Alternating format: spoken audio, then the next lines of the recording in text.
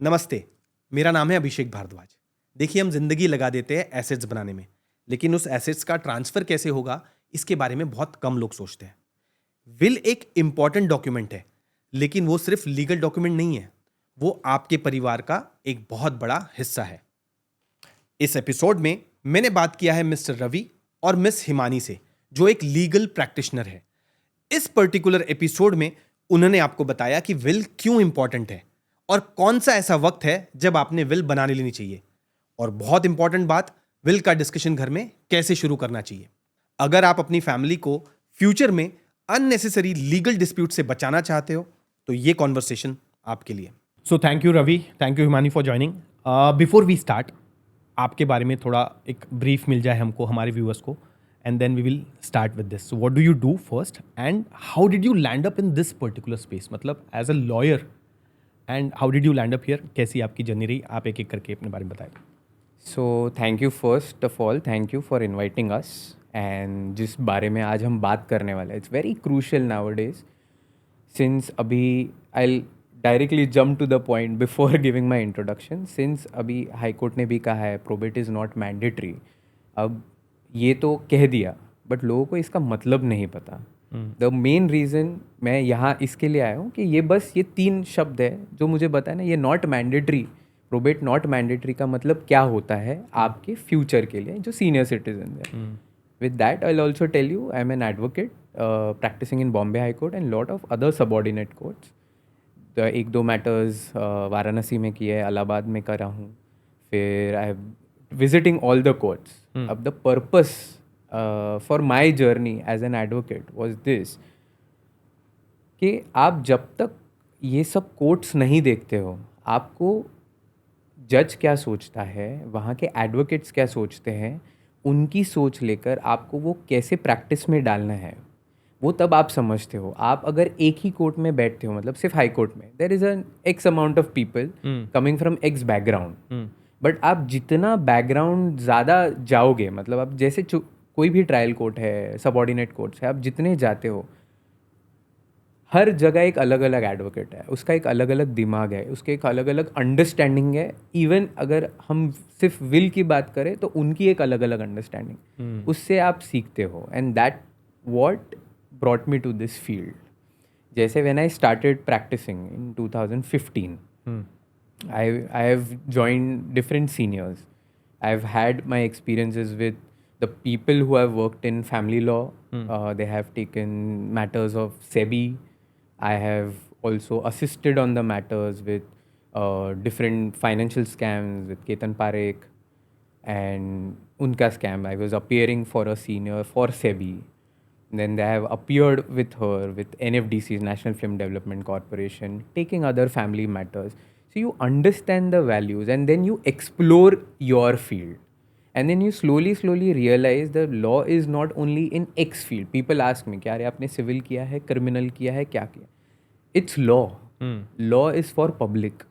So it could be anything जो आपको, if somebody comes and asks me कि बाबा ये ऐसा ऐसा हुआ है, आई एम श्योर कि मुझे वो उस मोमेंट पे नहीं पता होगा, मे बी नॉट, अगर ऑलरेडी किया। लेकिन जब आप लॉ पढ़ते हो तो आपको उसके नुआंसेस पता चलते हैं कि ये क्यों आया है, ये क्यों बनाया क्यों गया है। Hence then you give the answers, get the suggestion, and then you have a conversation with the जज। देन आपको पता चलता है कि उसके निटिग्रिटीज क्या है, because of course we are all officers of the court, we are called as officers of the court, it's our duty towards it. So this process has brought till date, and that is what has made me an advocate, a lawyer, whatever I am. It's because of this process, and of course my senior, current senior, Mr. Rishikesh Chavan, has, I joined him in 2020. It's been 5-6 years, completely changed the perspective of life, completely changed the perspective towards law. Okay. So when you see law from different perspectives, different people, different perspective, you understand how much is there to learn. Now, so just imagine so many people who have not done law. They do not know these nitty-gritties. They see only what is being shown to them in maybe television. Correct. कि बाबा law इस तरीके से होता है, या ये इसको वकील जो होते हैं वो दे आर इक्वल टू गून्स, जिस दिखाया हिसाब जाता से है उस तरीके पिक्चर से। दिखाया Yeah, जाता है, हाँ। या फिर I remember somebody asked me कि क्या आप भी कोर्ट के बाहर खड़े रहते हो फाइल लेकर. So I wouldn't take that as an insult, but I would take that an insult to the profession. I agree. Because नहीं पता किसी को, अभी उनको पता ही नहीं, आप उनसे क्या ही कहोगे. लेकिन ये है अपने यहाँ एक एडवोकेट को देखने की नजरिया ही वो बदल गया. अब मेरा पूरा motive, this is what I have learn from my seniors, कि सिर्फ इतना है कि बस till I practise I just want to change this view of people. नहीं, आपने बहुत अच्छी बात बोली Ravi on this point. Will come to Himani on this, but so Ravi, I think you have said a very good point. लोग ना वकील के नाम से ही डरने लग जाते हैं कि वकील के पास जाना चाहिए, नहीं जाना चाहिए, और वहीं पे ना अपने दिमाग से ही अपनी सॉल्यूशंस ढूंढने लग जाते हैं. आपका ये थॉट मुझे बहुत अच्छा लगा, एंड यू सेड कि you have to change this perspective of looking at the advocate और a legal things. And I think if people will change this perspective ना, तो बहुत से प्रॉब्लम्स ऑटोमेटिकली सॉल्व होने See, लगे. I'll tell you, the advocacy Yeah. itself is called as noble profession. Nobility जो है वो जो practitioners है उससे आता है. So it has to be the responsibilities of everyone, even judges, even advocates. जो अभी जो client जो आता है वो आता है, उसे नहीं पता. Correct. But जो advocates है, जो judges है, जो nobility है profession में, वो maintain करना जजेस और advocate as an officer of the court, it is responsibility of everybody. जो इंटर्न्स आते हैं उनकी भी, correct, because they discuss cases randomly without having. एक रेस्पॉन्सिबिलिटी होती है एज एन एडवोकेट, जो क्या है, डिमांड एंड सप्लाई. अपने यहाँ सप्लाई इतना है, सबको लगता है इट इज ऑल फाइन, कि कुछ भी बोलो, I am an advocate, I can do that. नहीं, it is the responsibility you have. Correct. कि आप उस चेयर से, that you are, you know, you're honest to that chair. बराबर. That's the responsibility which lot of advocates miss. कि अरे हाँ मैंने तो ये कर दिया, वो कर दिया, ऐसे कर दिया, तो क्या मैंने इतना ही पढ़ा.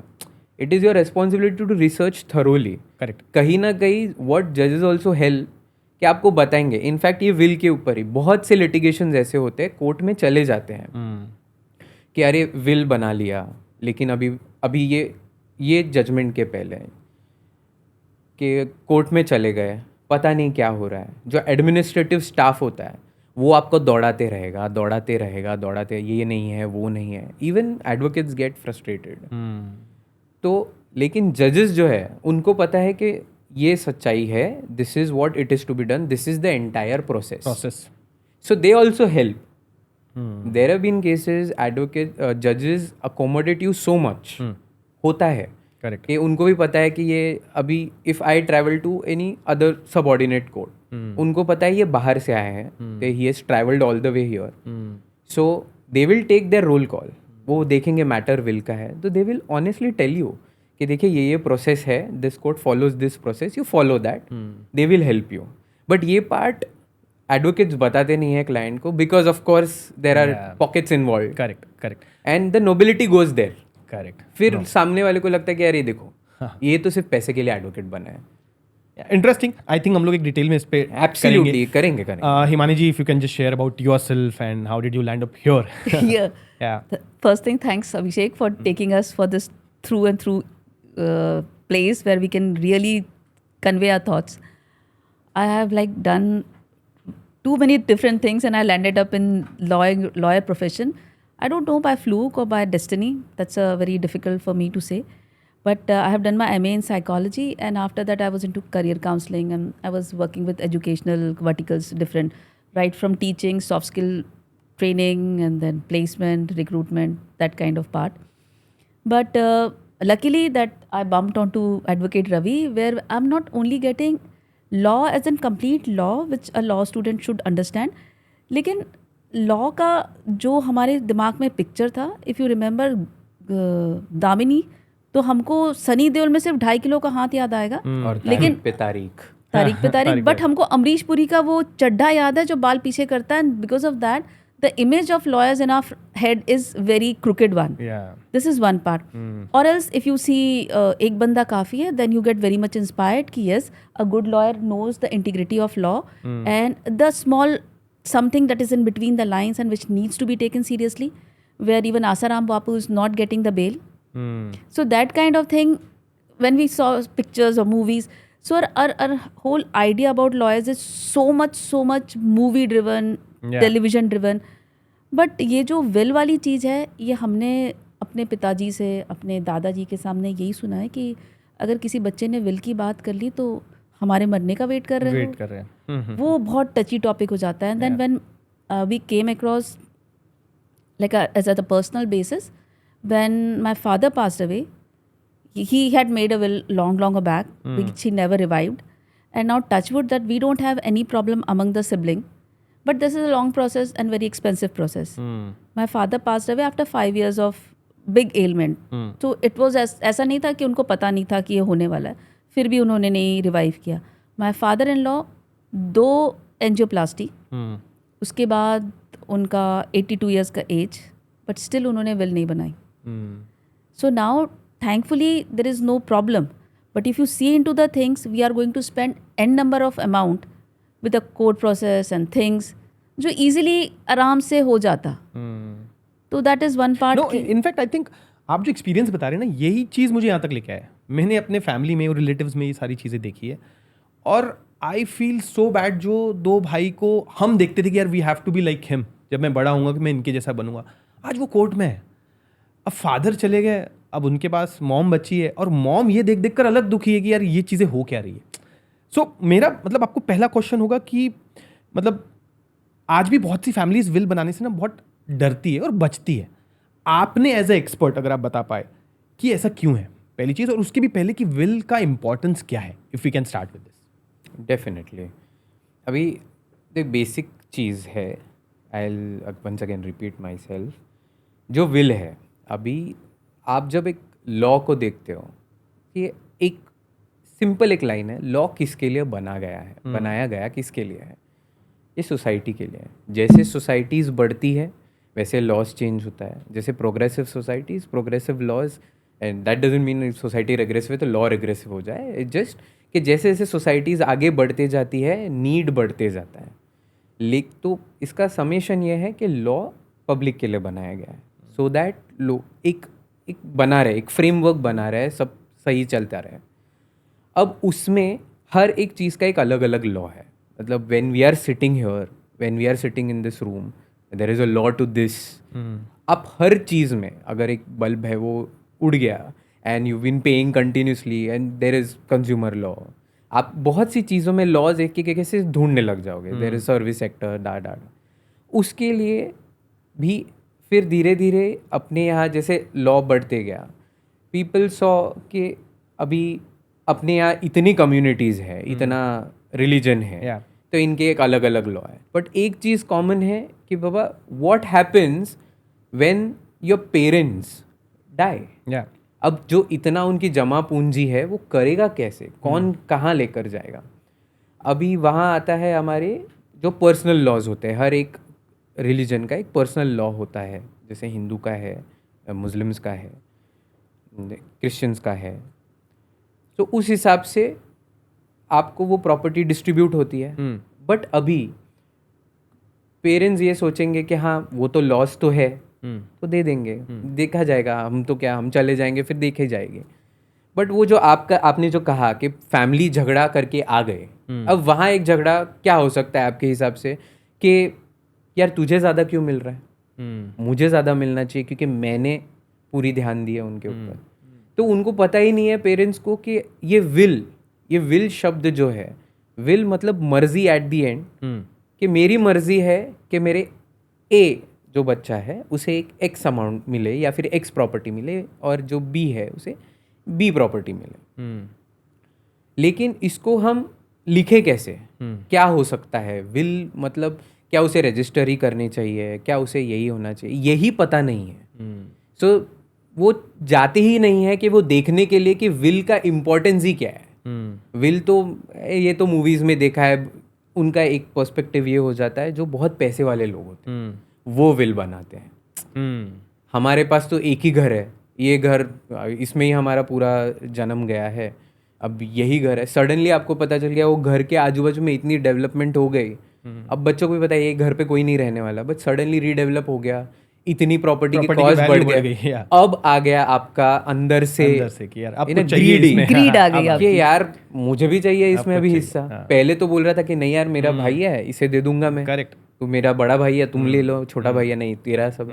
बट जैसे जैसे आप बड़े हो जाते हो, आपकी हजारें चीज़ें खत्म हो जाती है, तो आपको लगता है कि ग्रीड आ गया, चले मैं भी इसके ऊपर झगड़ा करता हूँ। लेकिन इसका सोल्यूशन है मेरी मर्जी एज अ पेरेंट कि मेरे जाने के बाद मेरे दोनों बच्चे खुश रहे, झगड़ा नहीं हो, और इसको इतना मिले, उसको उसको इतना एक अमाउंट मिल जाए, बस उतनी मेरी मर्जी है। दिस इज मेरा मर्जी। एट द एंड विल का एग्जैक्टली मीनिंग है कि मेरी मर्जी ये है कि उसको ये मिल जाए और ये खुशी से ये लोग दोनों रहे। Yeah. Because at the and what happens, एक बार आप you're dead. Yeah. आपको नहीं पता कि आप ऊपर से नहीं देखोगे कि अरे ये क्या हो रहा है नीचे। Correct. You're dead. We do not know We do not know. what is Yeah. the prime truth beyond death. या तो हो गया, उसके बाद कुछ नहीं। लेकिन जो पीछे जो बचे हैं उनकी ज़िंदगी पूरी डालमडोल हो जाती है, तो उसको वो ही नहीं समझ में आता है। इसलिए वो एक स्टिग्मा है कि भाई विल नहीं बनाएंगे। विल की बात करो, मतलब अभी बच्चों को पता चल जाएगा कि हमारे पास इतनी प्रॉपर्टी है। हमको नहीं बताना है बच्चों को कि हमारे पास इतनी प्रॉपर्टी है, हम छुपा के रखते हैं। अगर किसी फैमिली में एक इंसिडेंस हो जाता है और उस फैमिली के पास विल नहीं है, तो उनके लिए अभी फर्स्ट स्टेज क्या होनी चाहिए? पहली बात तो सारे इकट्ठे बैठ के डिस्कस करो, because what I have understood so far, not as a lawyer but as a simple person, simple human, the problem starts when ego and expectation and greed together boils together in one pot. अगर साथ में बैठ के discuss करते हैं कि ये चीज़ें हैं, पहली बात तो पता होना चाहिए कि एसेट कितना है पेरेंट्स का या जो भी गया है, कितनी चीज़ें हैं। कई बारी जैसे रवि ने अभी बताया कि हम बच्चों को बताते नहीं हैं, बच्चों को पता चल जाएगा कि हमारे पास कितना है, तो वो पेरेंट्स की इनसिक्योरिटी जो होती है जिसके कारण वो डिस्क्लोज़ नहीं करते हैं अपनी फैमिली और बच्चों को, कि अगर पता चल जाएगा तो। एक और हमने समझ के रखा है कि माँ बाप के पास पैसे ज़्यादा हैं तो निकाल देते हैं, पैसे सब ले लिया और उनको प्रॉपर्टी से हटा दिया गया। और ऊपर से विजय पथ सिंघानिया ने भी वो सब जो गाने वाने गा दिए थे, तो इट एड्स कि उसके साथ ऐसा हुआ तो हमारे साथ भी हो ही सकता है। तो ये एक होता है। तो I think when everybody sits together, there might be difference of opinion, there might be so many things which not be pleasurable to everybody, कि एक भाई को नहीं पसंद आया, एक बहन को पसंद नहीं आया, तुझे क्यों मिलेगा मुझे। बट एक पहले बैठ के there has to be a dialogue. When things doesn't work out then they have to take the step ahead. So this should be the proper way, I think. To add on to her information, अभी क्या हो जाता है, इसको we cannot see it in black and white. I'll tell you. चलो let's take a situation, जैसे as आपने बोला कि सब सही चल रहा है एंड पेरेंट्स डिमाइज, दोनों मॉम डैड दोनों चले गए suddenly, may be accident whatever. अब ये आ जाता है दो चीज़ें विच अ पर्सन जो पीछे रह गया उसे सोचने के लिए, whether there is a will बनी है, चलो लेट अस अज्यूम नहीं बनी है, तो अब क्या करें। अब तो बैंक अकाउंट्स है तो और घर है, इसके अलावा क्या प्रॉपर्टी है पता नहीं, गांव में ज़मीन होगी या कहीं ज़मीन होगी, फार्म हाउसेज है। Now there is a trend of having farm house to everybody, everyone owns a farm house nowadays. So second home है, सीक्रेट रहता है, पता ही नहीं चलता है, वो तो चलता कि फार्म हाउस है, ऑफिस जाते थे दोनों घूमने जाते, पता ही नहीं। बट अभी एक दिन पता चल गया कि अरे फार्म हाउस भी है, ये भी है, वो भी है। तो अब क्या हो जाता है, आपको सबसे पहले एज अ पेरेंट ये तो आपकी जिम्मेदारी है कि आप सबसे पहले तो एक जगह आप सब बना के रखो कि बाबा ये फाइल है, इतना इतना मेरा प्रॉपर्टीज़ है, और या आपके बैंक लॉकर है या कहीं भी है जहाँ पेपर्स होंगे। व्हाट हैपन्स, आपको नहीं भी बताना हो आपके बच्चों को, तो जब आप गुजर गए तो जब बैंक लॉकर सामने आएगा वो पेपर सामने आएंगे।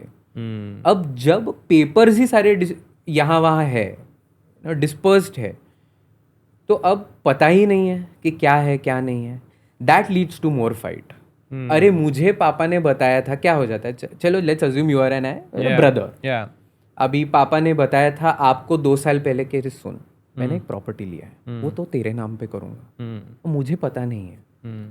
मुझे मम्मी ने बताया अरे सुन वो प्रॉपर्टी है वो मैं तेरे नाम पे करूँगी। अब दोनों चले गए, पापा ने मुझे प्रॉमिस किया था, मम्मी ने मुझे प्रॉमिस किया था। और अपने को पता ही नहीं वो प्रॉपर्टी है भी या है भी नहीं। या नहीं। अब क्या हो जाता है, जब आप चले जाते हो ऑब्जेक्शन तो आप लोगे कि हाँ देयर इज अ प्रॉपर्टी, कहाँ है क्या है पता नहीं, चलो मिल गई पेपर्स, मुझे प्रॉमिस किया था, मुझे प्रॉमिस किया था, there is no settlement. Correct. Eventually you are running your family and then आपको भी अपनी चीज़ें करनी होती है, मुझे अपनी करनी होती, तो नहीं यार करते हैं। So that all love boils down to that thing कि अरे भाई जर जोरू ज़मीन, तो यहाँ ज़मीन आ गई। सो जो पेरेंट्स होते हैं उनकी एक रेस्पॉन्सिबिलिटी विल के लिए तो है कि बाबा प्रॉपर्टी के पेपर्स जमा करके रखो सबसे पहले। आप पहले खुद सोचो। एग्जाम्पल, जब मैं फ्रेंड के फादर को मिला था, मैंने, वो फ्रेंड भी बैठा था, I was just discussing with them. या सो अभी विल कैसे बनानी, of course I will give them, it's a थोड़ा सीक्रेटिव प्रोसेस हो ही जाता है। बट मैंने जब उनको बोला आप मूवेबल्स हैं उसकी एक लिस्ट बनाओ। अरे मूवेबल्स क्या है, अपना बैंक अकाउंट है, ये है, तो ओके। तो मैंने सिंपल पूछा कि आपके पास गोल्ड के बैंगल्स भी नहीं है? नहीं वो तो है, कैसे नहीं है, ईगो आ गया है, वो तो है, क्यों नहीं है? अच्छा 4 5 6 7 है, 10 15 होंगे, दैट इज़ अ मूवेबल। आपने ना उसकी लिस्ट बनाई, ना इसे पता है ना मुझे पता है, आप बना ही नहीं रहे, आपको बोल रहे मूवेबल्स का कोई लेना देना नहीं है, मुझे तो इमूवेबल्स के लिए विल बनानी है, वो भी गलत हो जाएगा। करेक्ट। अब कल पता चल गया उसका भाई, वापस अपना एग्जाम्पल लेते हैं, आप और मैं, आपको बताया था 10 बैंगल, मुझे बताया था 20 बैंगल, ट्रू। अब यहाँ हो गया झगड़ा। तो ये दोनों निकल लिए। करेक्ट। लेकिन जो झगड़ा, जो एक एमिकेबल सोल्यूशन हो सकता था, जो उसके लिए आप पेपर जब रखते हो जमा, आपके बच्चों को पता चल जाता है कि यहाँ पेपर्स है, निकालो, सामने सामने बैठे हैं, these are the papers, these are the actuals which we have, तो आप डिस्कस कर सकते हो। आपने बहुत अच्छी पॉइंट बोली Ravi. I mean, you know, if they don't want to disclose it, they can prepare a paper और वो अपने बैंक अकाउंट के इसमें लिस्ट रख बना सकते हैं, के। लॉकर में रख सकते हैं। That is how it is. I mean, जब वो लॉकर खुलेगा एटलीस्ट वो पेपर तो निकलेंगे। दैट हैज लिस्ट निकल जाएगा कि आपके क्या एसेट्स है। आपने एक पेपर पे लिख के रखा है कि this is the house property, यहाँ उसके पेपर्स है अटैच, लगा के रखे हैं, ये बैंगल्स है, इतने सोना है, इतना चांदी है, वॉट एवर मटेरियल्स आर, बस उतना रखा है। तो बट यू नो, एक मुझे बताइए, आपके एक्सपीरियंस के हिसाब से सबसे ज्यादा डिस्प्यूट किस वजह से हो रहा है? कम्युनिकेशन की वजह से होता है या फिर एक्सपेक्टेशंस की वजह से हो रहा है? Expectation takes the precedent, but communication solves every problem if it is there to an extent. To an extent. या रवि? और फिर वो हो जाता है कि मैं जस्ट ऐड ही करने वाला था कि एक तो कम्युनिकेशन नहीं है, और फिर बड़ा पर्सपेक्टिव है ईगो का। वो ईगो आ जाता है भाइयों में। ओके। कि कौन मुझे ज़्यादा प्यार करता है, मेरी मम्मी मेरे को ज़्यादा प्यार करती थी, पापा तुझे ज़्यादा प्यार करते थे। It's a very juvenile banter भाइयों में जो प्रॉपर्टीज़ को होता है। मतलब द आउटकम इज़ वर्स्ट, लेकिन ये जो बैंटर्स होते हैं कि अरे मुझे ज़्यादा प्यार करते थे, तुझे दे दिया, मुझे नहीं दिया, ये ईगो में आ जाता है। दोनों बच्चे साथ में बड़े हुए हैं, they have enjoyed both the properties, लेकिन कि अरे यार तुझे ज़्यादा प्यार होता था। दोनों की रिस्पेक्ट वहाँ निकल जाती है कि अरे मेरे बड़े भैया ने मुझे ऐसे कैसे कह दिया, मेरे छोटे ने मुझे ऐसे कैसे कह दिया। नहीं, बट एक सिचुएशन ऐसी है, फॉर एग्जांपल, एक भाई जो है वो यूएस में है, बच्ची यहाँ है। सो बहन 15 साल से फादर और मदर का टेक केयर कर रही है, भाई लेकिन वहाँ से पैसा भेज रहा है हर महीने। सो आपके हिसाब से ज़्यादा कॉन्ट्रीब्यूशन किसका है? मैं बताऊंगी, फिर ये रवि अपना पॉइंट बताएगा। It's a very emotional question as a human. But as a lawyer, it's a very technical question. Whatever the will says, whatever the law says, it will be divided. If the parents have already made the will, it is going to get distributed among or between the siblings. The way will is saying, the way will goes. Law के हिसाब से भी जो होगा, जो भी law उन पे लगेगा, अगर will नहीं है तो वो लगेगा. But यहाँ पे आप अगर human aspect देखेंगे, sister will say कि I was taking care of the parents for last 15 years, for which she has to sacrifice so many things, for which Ravi says कि वो वहाँ पे 15 साल से काम कर रहा था and वो पैसे भेज रहा था. Probably ये लड़की इसीलिए काम नहीं कर पाई क्योंकि she has to take care of parents. So it's a very if and but things goes in this particular situation. अगर ऐसी सिचुएशन में होगा क्या, मिलेगा किसको ज्यादा? मतलब अगर कोर्ट के पास अगर है तो अभी देखिए क्या होगा। अगर विल है, अगर ऑलरेडी डिस्पोजिशन है तो सॉर्टेड है। लेकिन जब अभी दोनों कुछ है ही नहीं ना, विल बनाया ही नहीं है, दोनों एयर्स है, राइटफुल एयर्स है, तो उनके जो लॉज पर्सनल लॉज जो एप्लीकेबल है हाफ हाफ होगा, या तो अकॉर्डिंगली उनको उस हिसाब से मिलेगा। अब वहाँ वही उधर ऑब्जेक्शन आ जाता है कि अरे मैंने ज़्यादा ध्यान दिया है ना, कि अरे मैं 15 साल से इनका ध्यान ले रही हूँ, तू तो सिर्फ पैसा भेज रहा है। तो उस हिसाब में अगर देखोगे तो अगर कुछ है ही नहीं तो आपको पर्सनल लॉस जाना पड़ेगा, और अगर विल है तो विल के हिसाब से डिस्पोजिशन। इसके लिए इसका यूनिवर्सल आंसर नहीं है, ओके क्योंकि सिर्फ फाइनेंशियल हेल्प और इमोशनल हेल्प आप उसको कंपेयर नहीं कर सकते, both are in the equilibrium. But क्या हर बच्चे को इक्वल देना फेयर होता है? फेयरनेस और इक्वालिटी दोनों अलग हाँ एग्जैक्टली, फेयरनेस और इक्वालिटी में बहुत ज़मीन आसमान का फ़र्क है। अभी आपको लगेगा कि चलो मैंने आधा आधा बांट दिया, इट इज़ फेयर, ओके। आप ये सोचिए कि क्या आपका एक बच्चा, if he is may be, एक एग्जाम्पल से, अगर वो डेफ है या म्यूट है और ब्लाइंड है, ओके, और एक है जो सब सही सलामत है, उसका कोई दिक्कत नहीं है, बट आप उसको भी 50 दे रहे हो, इसको भी 50 दे रहे हो। अब now he needs more 70 or 80%, and he needs only 30 because he is capable of doing it. I am not saying that he is not capable, but हो सकता है there will be change of circumstances. So it actually, अगर आप will देखोगे ना, it depends on each and every family. उनके circumstances कैसे है, ये क्या इक्वालिटी और फेयर में ये कर सकते हैं। हो सकता है क्या उसे ज़रूरत नहीं है, एक चलो वो बिज़नेस संभाल रहा है, उसके पास उसे आइडिया है क्या नहीं है, लेकिन एक को बिज़नेस की जान नहीं है, कुछ नहीं है, he is just is still going through a process of his life, और समझ नहीं है, और he cannot pay that much of attention, he is not that good at studies, और he is not good at something, और उसकी वजह से वो he cannot progress, but one is progressing so much. यहाँ लव का मैटर नहीं है, यहाँ है how you practically see and you practically foresee के बाबा ये शायद आगे जाके he might face a situation जहाँ उसकी फाइनेंशियल कैपेसिटी बहुत कम होगी, तो यहाँ वो फेयर हो सकता है। तो बट ये कोर्ट में वो चैलेंज कर सकता है। अगर कोर्ट में गया केस और उसने बोला कि यार चलो मैं देख नहीं सकता हूँ, मैं बात नहीं कर सकता हूँ, तो मुझे लगता है कि मुझे 70% मिलना चाहिए, 80%, ऐसा कोई लॉ या इस पे कुछ आपका विल है तो eight the and it's a will of will pay नहीं बोल रहा हूँ मैं, विल नहीं है तो नहीं, then it goes to personal loss कि बाबा मेरे को पर्सनल लॉ ने ये दिया है, उतना तू ले और खत्म कर। हेंस पेरेंट्स की रिस्पॉन्सिबिलिटीज बढ़ जाती है। देखिए, अगर किसी पेरेंट्स को अपने एक बच्चे को ज़्यादा देना चाहते हैं, तो आपको क्या लगता है कि उन्हें जिंदा रहते हुए उसका रीज़न इसको बता देना चाहिए? उनकी मर्जी। आई थिंक पेरेंट्स का सबसे इम्पॉर्टेंट पार्ट ये होता है, विल के साथ जो डिस्ट्रीब्यूशन ऑफ वेल्थ या एसेट कर रहे हैं, दे आर एक्चुअली बोलते ना बट पे ही ख़त्म कर दिया कि लड़ाई या कन्फ्यूजन होने वाली बात। इफ़ विल इज़ देयर तो कन्फ्यूजन नहीं है कि ठीक है पापा ने इसको ज़्यादा दिया, मम्मी ने उसको ज़्यादा दिया। Because I have seen parents they also play smart at times. वो इसको कुछ और बोलेंगे, उसको कुछ और बोलेंगे, अननेसेसरी आप अपने बच्चों में कलेश करवा रहे हो। तो बट बता देना चाहिए, you mean to say. What I feel is they should have a discussion, a family is suppose to have a discussion. जैसे मैंने पहले कहा कि ये प्रॉपर्टीज़ है और आप सब तो नहीं बताओगे, of course you have to keep certain secrecy, क्योंकि अगर आपको पता चल गया कि ये जगह विल है, वो ऐसे विल बना रखी है, वो विल आपको पता नहीं कहीं रजिस्टर्ड होगी नहीं होगी, क्या किसी का इंटेंशन कुछ ख़राब होगा, इट डिपेंड्स। लेकिन आप at least have a discussion, parents ने should have open discussion with their kids कि this is what we are planning to do, this is what our property is, and ये इस हिसाब से डिस्ट्रीब्यूट होगा, पूरा नहीं बट इस हिसाब से होगा, कि आप बताते हो उनको कि इसे ज़रूरत है। You talk to them, you inform them this would what we would do, कि हमें ये करने की ज़रूरत है और मुझे ये लगता है ये करना है।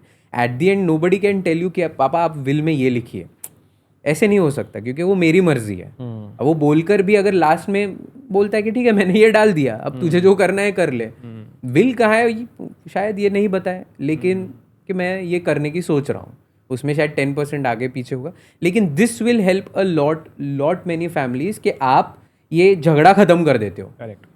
Start having dialogue. जो अपने यहाँ बहुत बड़ा पेरेंट्स बात नहीं करते हैं ज़्यादा, सॉरी, लेकिन अपने यहाँ पेरेंट्स बात करते ही नहीं है। उनको लगता है कि हम अगर बता देंगे तो उनको क्या लगेगा, वो एक अलग ही स्टिग्मा है अपने यहाँ प्रॉपर्टीज को लेकर, वो क्यों है पता नहीं। लेकिन चलिए, आप इतने साल से इसमें हैं, आपके एक्सपीरियंस के हिसाब से लोग पैसों के लिए लड़ते हैं या रिकॉग्निशन के लिए या एक्नॉलेजमेंट के लिए for that matter? What is your take on this? Acknowledgement चाहिए, हर बच्चे को चाहिए। आप छोटे रहते हो तब भी लगता है कि मैंने ये काम किया, मम्मी बोलते राजा बेटा रानी बेटी। So that acknowledgement we always crave from a parents. So if at times I have seen some cases where acknowledgement was good enough to forgive all their like Drifts. property rights and everything, Yeah. they have like relinquished everything. So that recognition means a lot to so many people. But there might be some people जिनके लिए पैसा at that point is important. At time ego चाहिए कि मैंने इतना किया था, मुझे कुछ तो दो recognition. तो ये 3-4 चीज़ों को हम ऐसे नहीं बोल सकते कि ये ज़्यादा है, ये ज़्यादा है, ये ज़्यादा है. All the three things are very very different. So when you are saying कि पेरेंट्स को बताना चाहिए, या आई थिंक एक डायलॉग होना चाहिए कि we are making a will and we'll be doing things the way we want. I have seen people who say कि अगर तू ऐसा करेगी तो मैं तेरे को ज़्यादा दूंगी, तू ज़्यादा करे, बेदखल कर दूंगी हाँ, तो तुझे। वो भी एक आपने सिनेरियो सुना होगा. Yeah. हम सब अभी 40-45 के तुम लोग हो, मैं 50 की होने वाली हूँ.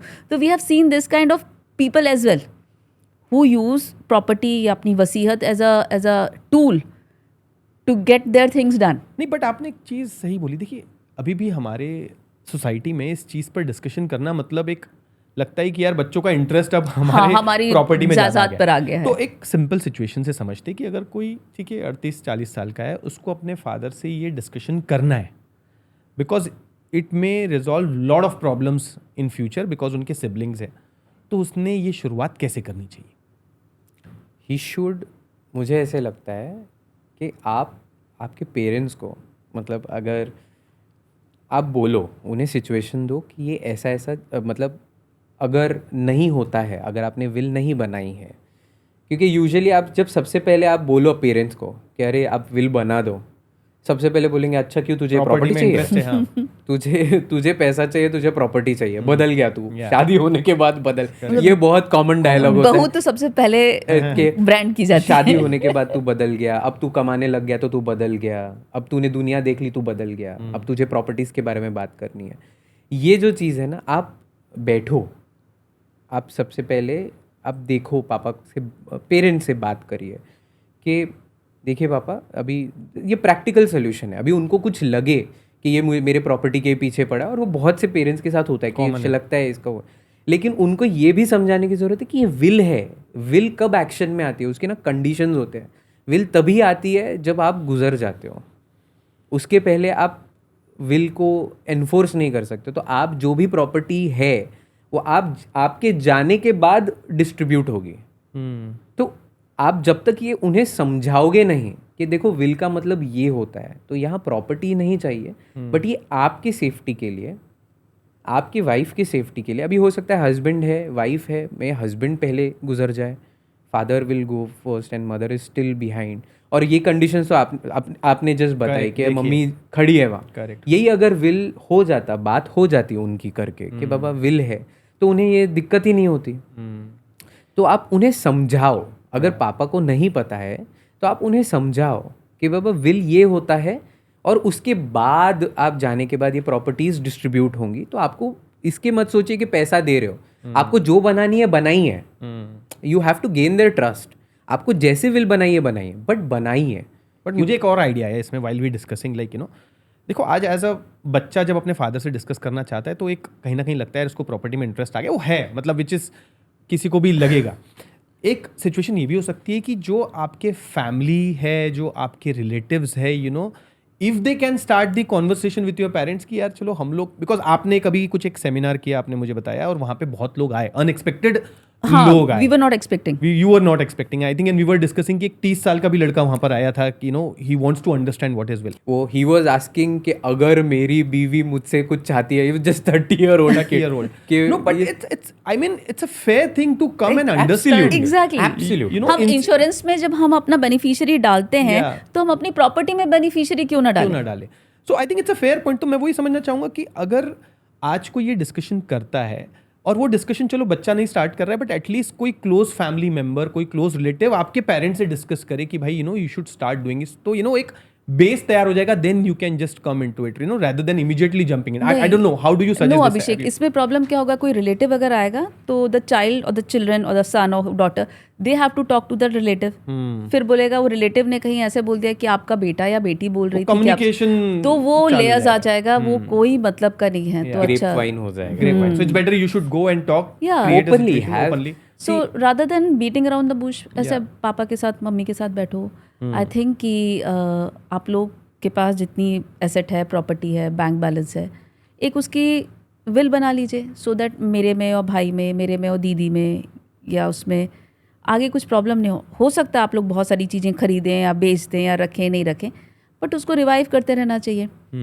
एंड आप लोग को जिसको जो देना, आप मुझे नहीं दोगे तो भी चलेगा, आप मुझे देंगे तो अच्छा ही लगेगा, नहीं देंगे तो भी मुझे चलेगा, बट आप अपनी मर्जी से करें. पहली इम्पॉर्टेंट बात जो विल के साथ सबको लगता है, जो हमारी मूवीज़ ने बहुत ज़्यादा पोर्ट्रे किया है कि एक बार किसी के नाम पे विल बना दी तो पता लगा पेरेंट्स को ही बाहर निकाल दिया.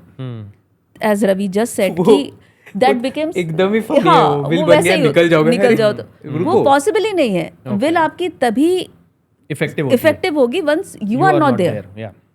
तो वो चीज़ समझना एज अ पेरेंट बहुत ज़रूरी है. सो एज एक्सपीरियंस अगर आपका देखे तो अंडरस्टैंडिंग में प्रॉब्लम किधर है, बच्चों की तरफ है या फिर वो पेरेंट्स की तरफ है? वो who is not willing to accept it? I say parents. दोनों, आई विल से दोनों. ओके. क्या हो जाता है ना कि बच्चे हैं, now you have a kid, you are also a parent, you have a, तो ये जो basic I will tell you problem क्या है अपने सोसाइटी में, कि अपना यहाँ एक कि बात तो नहीं होता है. सबसे पहले बातें नहीं होंगी, प्रॉपर्टीज़ की डिस्कशन नहीं होंगी, कितना पैसा है घर पे वो नहीं बात की जाएगी, क्या आपको एक फाइनेंशियल लिटरेसी बच्चों को इम्पार्ट नहीं की जाती कि अरे आपको ऐसे करना चाहिए, अपने पास इतना है तो व्हाट शुड वी डू. क्या पेरेंट विल ऑलवेज थिंक अरे तू बच्चा है, तुझे कैसे पता ये क्या करना चाहिए. तो दे विल कीप डूइंग अपने आप ही सब ये सोचेंगे कि हम इसे क्यों पता है, इसे क्या ही पता है. जबकि आपका बेटा MBA हो गया है फाइनेंस में, फिर भी एक ऐसा है कि यार मैंने दुनिया ज़्यादा देखी है, तो वो आ गया उधर पर्सपेक्टिव कि मैं इससे पूछूंगा तो मेरा इज्जत कम हो जाएगा.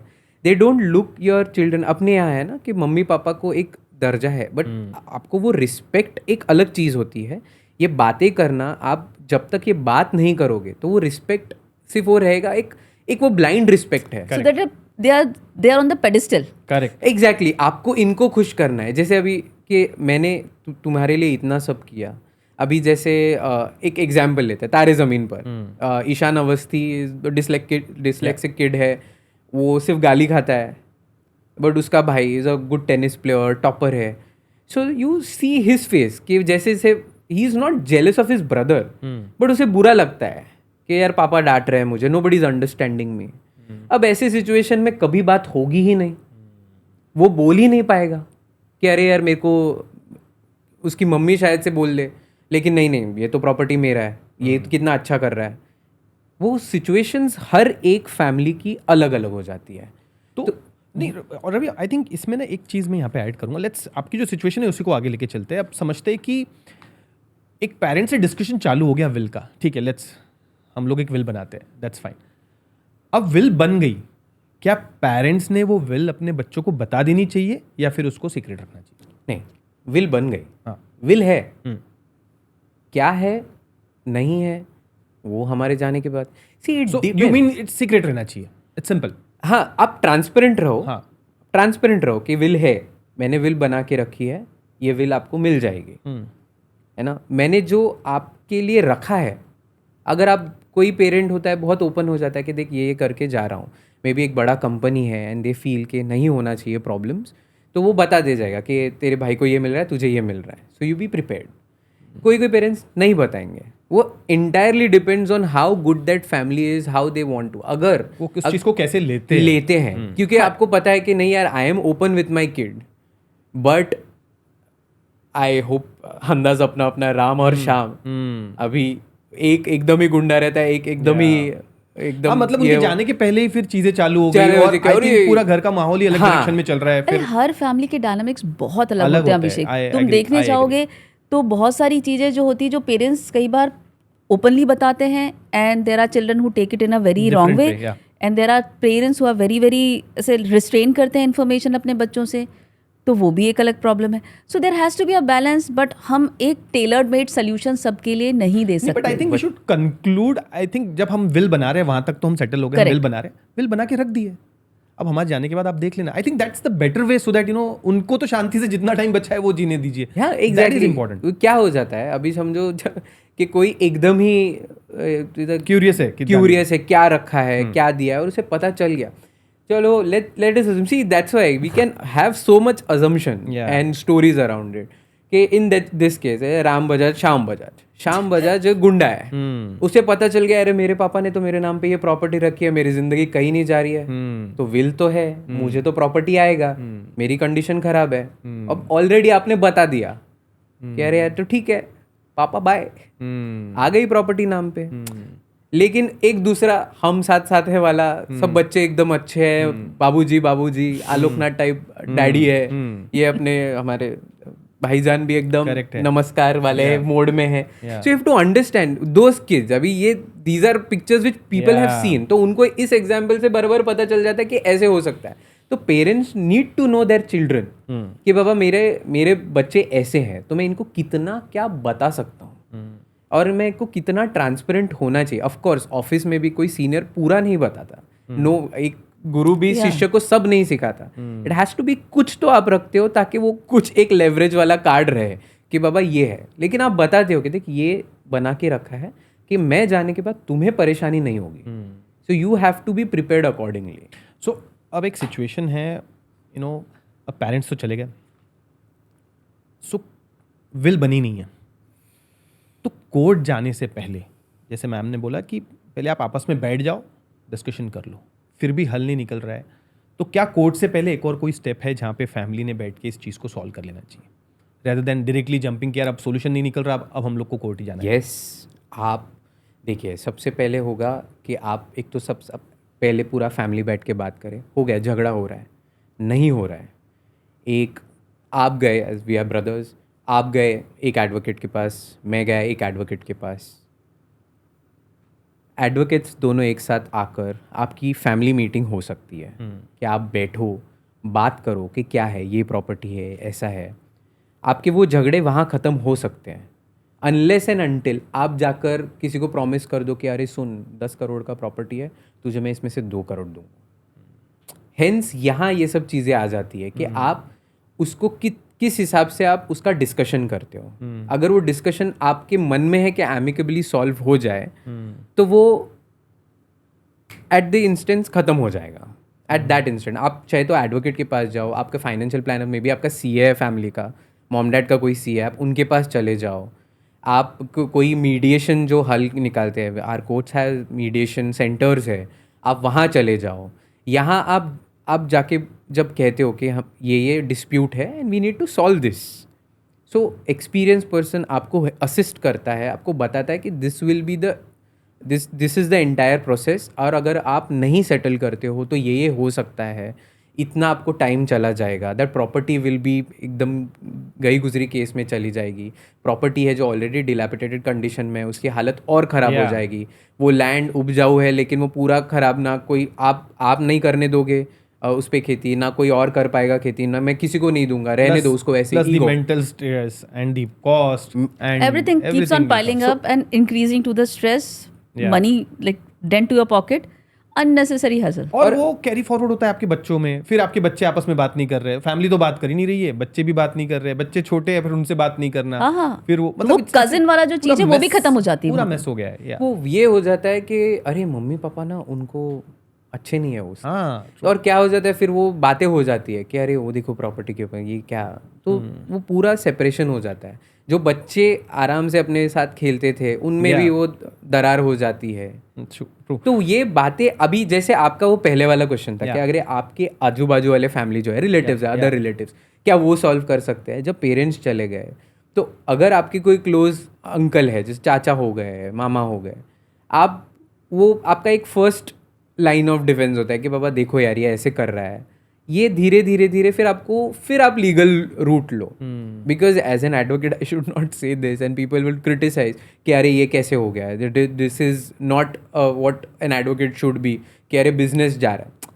It is not that. My entire object of advocacy is to give you solution. अगर मेरे पास कोई आता है एंड आई कैन सी कि ये एमिकेबली रिजॉल्व हो सकता है, योर जॉब कि बाबा एमिकेबली आप रिजॉल्व तो करो, ट्राई तो करो.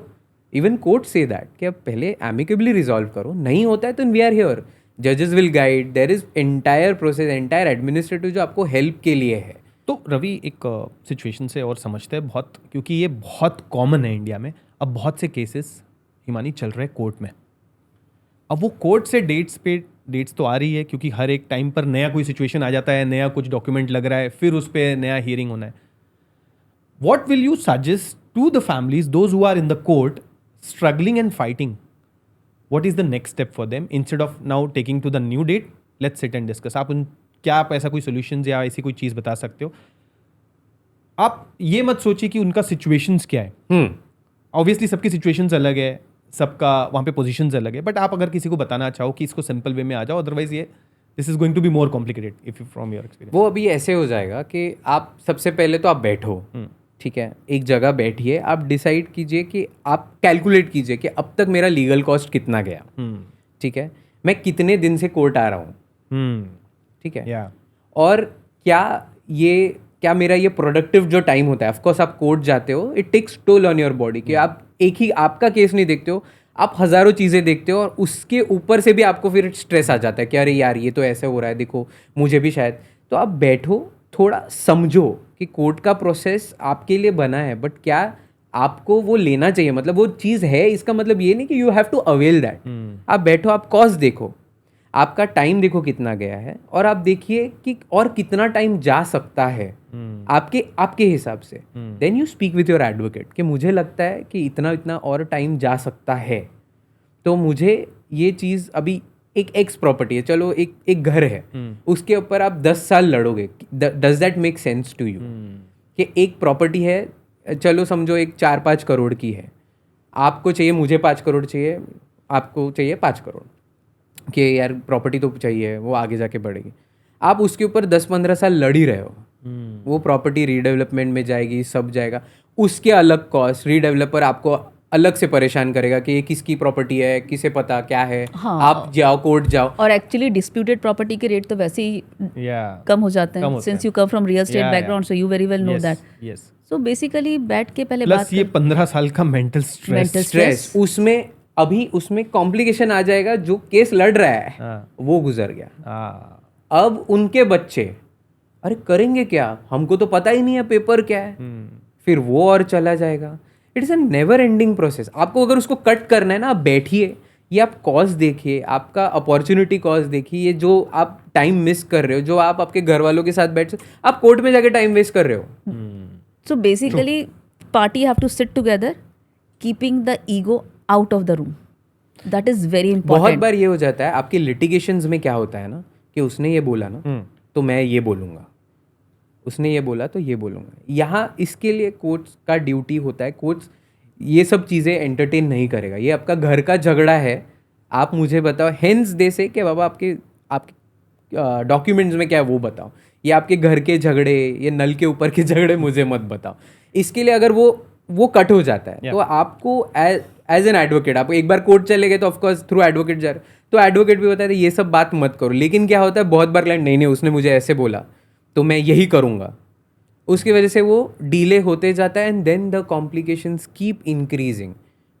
भले वो प्रोसेस को लगेगा सिर्फ 3 महीना टेक्निकली, लेकिन ये ईगो की वजह से हज़ारों चीज़ें बीच में आ जाती है. अभी ऑफकोर्स जो जज है, एडवोकेट है, वो भी इंसान है. हो सकता है कभी वो छुट्टी पे चले जाए, एडवोकेट को नहीं जम रहा है, there is a death in the, तो वो डिले होते जाता है. टेक ऑल दीज थिंग्स, लिखो, ये प्रोज एंड कॉन्स लिखो, and then you decide, and then only you step in the court. Because उसके बाद और भी कॉस्ट इन्वॉल्व होता है. आपको अगर विल नहीं है, तो अगर आप जा रहे हो सक्सेशन के लिए, एयरशिप के लिए, तो उसके और भी कॉस्ट इन्वॉल्व है. आपको वहाँ उनका बहुत सी ऐसे डॉक्यूमेंट्री प्रोसेस है, वो करना होता है. समझ गया. उसके लिए आपको रुकना पड़ता है. So I'll tell one story. So when we are talking about कि बातचीत से चीज़ें सॉल्व होती है, so I was reading one of the case because I'm reading about mediation. So बड़ा भाई था, छोटा भाई उससे कुछ 15-16 साल छोटा था. तो he was always like a father figure to the younger one. But when the father passed away, फिर प्रॉपर्टी के लिए कोई विल नहीं थी एंड बहुत ज़्यादा लड़ाई झगड़ा चालू था. तो देन मीडिएशन के लिए जब बोला गया, बातचीत के लिए बोला गया, तो बाद में पता चला ये बड़े भाई की प्रॉब्लम ये थी कि छोटे भाई ने पहली बात तो लव मैरिज करी और छोटे भाई की वाइफ ने आज तक मेरे पाँव नहीं छुए थे. So what I am saying कि सी द ईगो पार्ट. तो जब ये बात बताई गई छोटे भाई को तो बोला अरे उसको पता ही नहीं था because she was born and bought up abroad. तो उस लड़की को पता ही नहीं था कि पाँव छूना था ना. उसको लगा कि बड़ा भाई is such a cool person तो वो ज़रूरत पे नहीं है. बट उसको एज अ बड़ा भाई he wanted that respect, not that the respect जो वो दे रही थी, बट ही वॉन्टेड कि मेरी बहू मेरे पाँव छुए. तो मतलब कितनी सारी चीजें, इतनी छोटी सी चीज थी एंड प्रॉपर्टी छोटी नहीं थी. By it's about some 32-33 crore की प्रॉपर्टी थी about the factory and rest of the residential property and assets and everything else. सोना ही कुछ 90 किलो के आसपास सोना था उनका. So the huge the kitty was huge. But can you just imagine कि पाँव नहीं छूना was the thing which has triggered the whole litigation process. तो एक एनआरआई फैमिलीज में सबसे ज़्यादा डिस्प्यूट किस बात पे होते हैं, आप अपने एक्सपीरियंस से बता सके? फॉर एग्जांपल बच्चा यहाँ है, एक भाई और एक भाई अब्रॉड में. सो इन दोनों को लेकर या ऐसी कोई सिचुएशंस विच स्पेसिफिकली आपने उसे फेवर किया, आपने उसे फॉरेन कंट्री भेजा पढ़ने के लिए, आपने मुझे नहीं भेजा. ये जो सिचुएशन होते हैं ना, ये वो वहाँ से आ जाते हैं. ये अभी you can still go and talk to your brother if you want to, but वो हो जाता है अब तो वो बड़ा हो गया, मैं नहीं करूँगा बात, मेरा ईगो पे आ जाएगा. कि एनआरआई फैमिलीज में यूजुअली ये हो जाता है. एंड फिर कि अब तो उसने तो बहुत कमा लिया, अब तो वो डॉलर्स में कमा रहा है, पाउंड्स में कमा रहा है, मैं तो देखो मैं तो इंडिया में हूँ. यू नो ये जो पिटी, सेल्फ पिटी हो जाता है, ये बहुत बड़ा प्रॉब्लम हो जाता है. भले ही यहाँ भी he still staying in 4 BHK, but वो तो यूएस में रह रहा है, वो तो ऑस्ट्रेलिया में है, वो तो ज़्यादा कमा रहा है. तो मुझे भी चाहिए, तो ये वो तो वहाँ सेट है तो मुझे यहाँ दे दो, सो ही कैन सर्वाइव. बट ये जो बहुत बेसिक कॉमन है इनके झगड़ों का कारण. सो एक बहुत ही कॉमन चीज़ है जो चल रहा है, और मैंने ये 2-3 जगह मेरे आसपास में देख लिया. एक पेरेंट है जिसकी वो सेकंड मैरिज है और उनके फर्स्ट मैरिज से भी उनका किड है. ऐसी सिचुएशन में प्लानिंग कैसी होनी चाहिए? यू नो ऐसे सिचुएशन में आई वुड सजेस्ट, अभी अगर आपका फर्स्ट 2 मैरिजेस हैं, your wife is first marriage is still alive, अभी दोनों, see the purpose of this fight apart from ego, ये सब चीज़ों में आता है सिक्योरिटी. कि आगे जाके इफ दैट पर्सन गुजर गए हैं तो अभी दोनों में झगड़े होंगे. You know 2 tigers can not stay in the same area, तो ऐसे तो दोनों में झगड़े होंगे. सिक्योरिटी किसकी ज़्यादा होगी? तो आपको दोनों को सिक्योर करने के लिए यू हैव टू, एक तो ऑफकोर्स वर्ड ऑफ बात करें, और कि दोनों का फ्यूचर सिक्योर हो, और ताकि ये जो बच्चा है, जो वाइफ है, जो इनका बच्चा है, पहले बीवी का बच्चा है, उनका बीवी है, बच्चा है, जो भी सर्वाइवर है, उनका फ्यूचर पूरा सिक्योर हो, और they should not fight. Accordingly it has to be, अगर एक ही प्रॉपर्टी है then what you can simply say it will be a 50% between both. जो वाइफ है, बाकी का बच्चों का तो आते जाएगा वाइफ के बाद उनका. सो अकॉर्डिंगली ये it has to go through that process. या फिर ऐसे हो जाता है कई बारी कि till she is alive she will enjoy the property, and उसके बाद मेरे बच्चे को जाना चाहिए. तो नाम बीवी का सिर्फ एंजॉयमेंट के लिए रखा है, मतलब the property will be enjoyed by her for both of them. Now they have to stay amicably. अब मैंने एक कंडीशन डाल दिया कि दोनों तुम लोग को, मैंने दोनों को दे दिया है, now you have to be amicable अगर रहना है तो, otherwise go fight. You have your option because I am going of.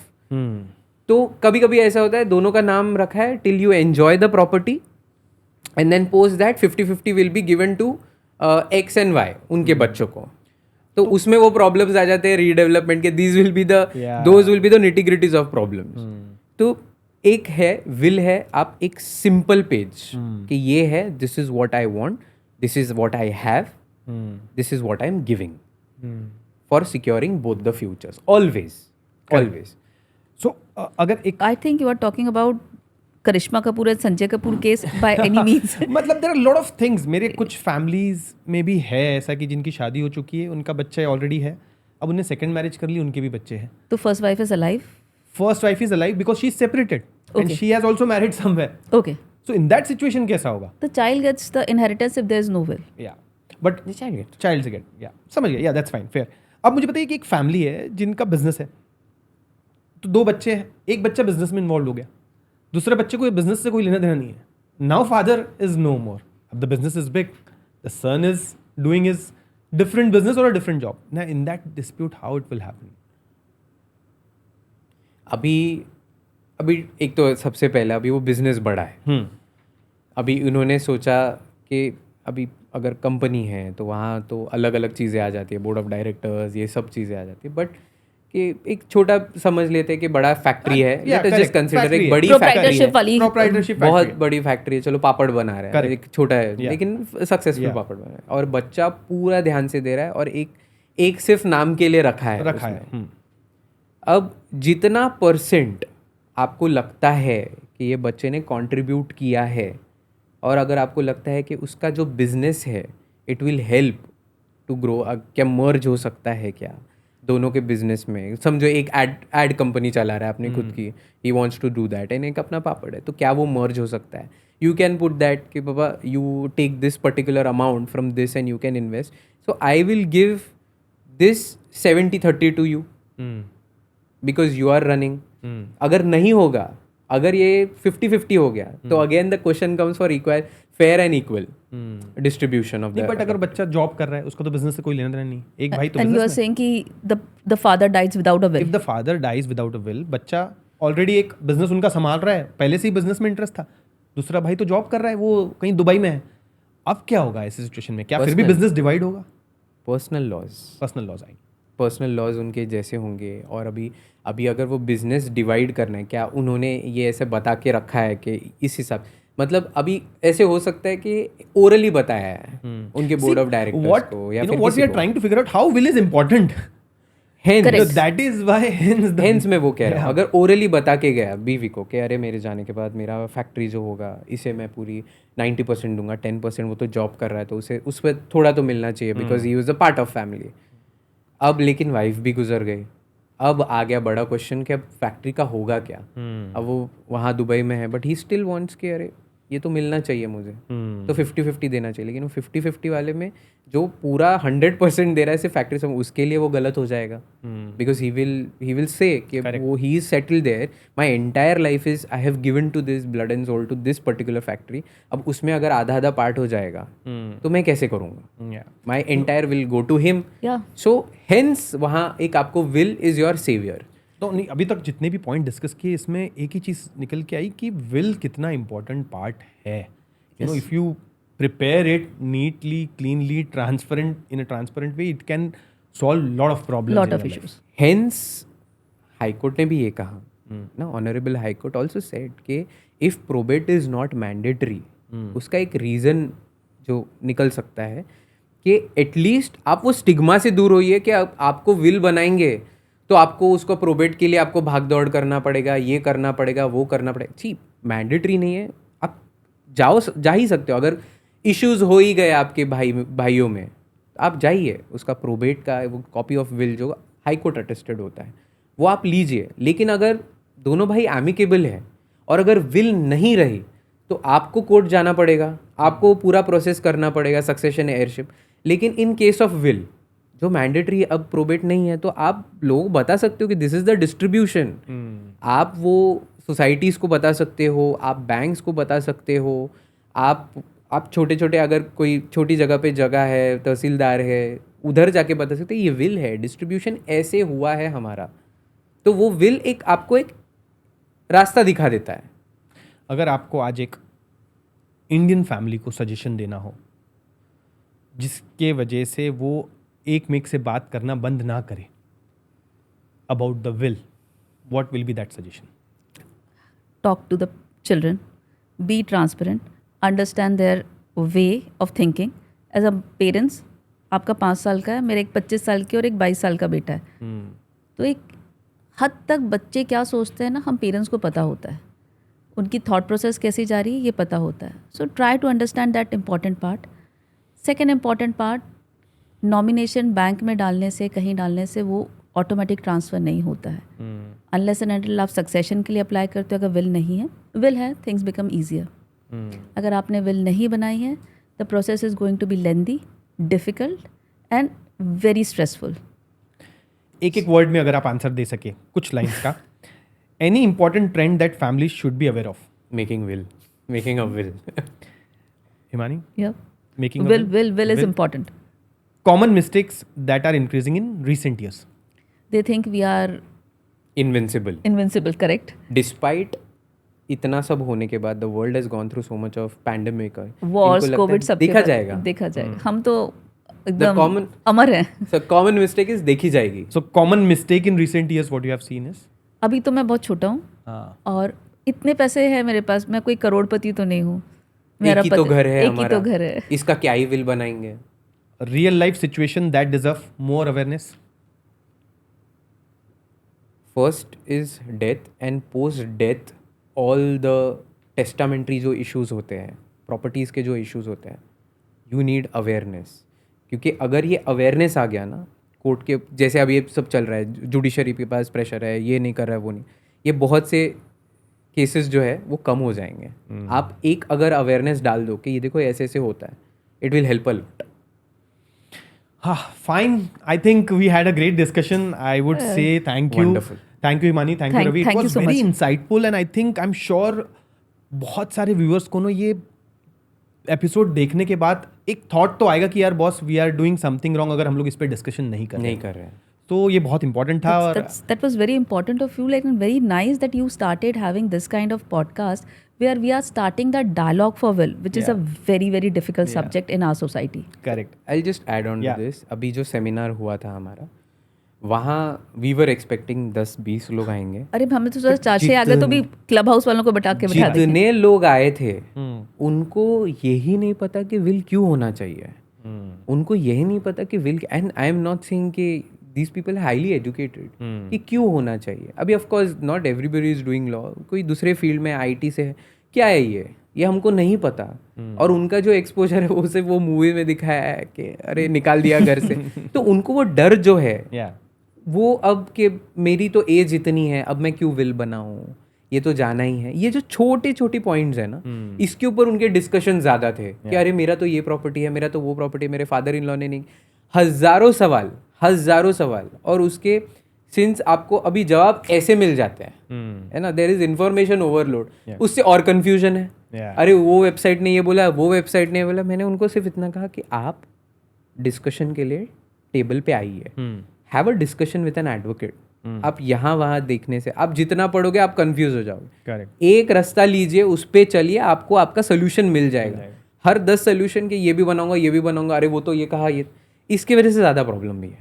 And I think as a parents हम अपने बच्चे को वसीयत में जब प्रॉपर्टी और एसेट दे के जा रहे हैं, उनको खुशियाँ भी दे के जाएँ. विल रहेगी तो वो चीज़ बहुत आसान हो जाएगी. जो हम इनहेरिटेंस में दे रहे हैं, उनको मकान दे रहे हैं, सोना दे रहे हैं, पैसे दे रहे हैं, और नहीं पता ज़मीन जायदाद क्या क्या दे रहे हैं. अगर विल रहेगा तो जो शायद उनके बीच लड़ाई हो सकती है, उस चीज़ को आप एक हद तक कम कर सकते हैं. That is so important correct. Reason. एक हद बहुत जरूरी है, क्योंकि अगर प्रॉपर्टी, अरे तेरे को तो ये देकर चले गए, मुझे नहीं, वो झगड़ा हो नहीं हो, but it's a big may be. Maybe is always going to be there, but हम अपनी तरफ से ट्राई कर सकते हैं. Hence I would always say there is a will, there is a way. There is a way. चलो, thank you so much. Thank you for very joining. much. Thank you. Yeah.